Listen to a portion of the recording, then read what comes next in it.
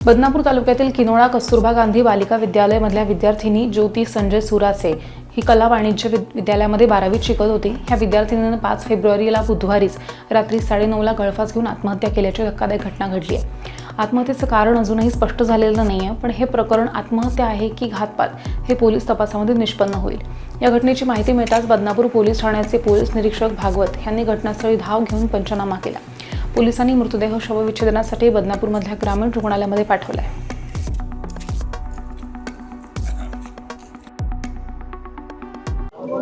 इथे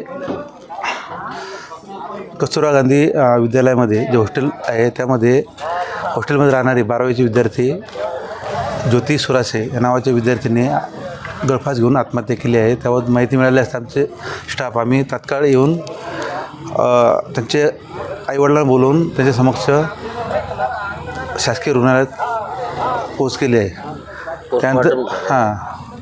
त्यानंतर आज रोजी सकाळी त्यांच्यावर इन्क्वेस्ट पंचनामा करून PM झालेलं आहे आणि सदरची बॉडी त्यांच्या नातेवाईक ताब्यात दिलेली आहे। सदर मृत्यूच्या अनुषंगाने ती चौकशी जी API करेवाड मॅडम करत आहेत, त्यामध्ये चौकशी काही निष्पन्न झाल्यास त्या पद्धतीने कारवाई करण्याची तजवीज ठेवलेली आहे।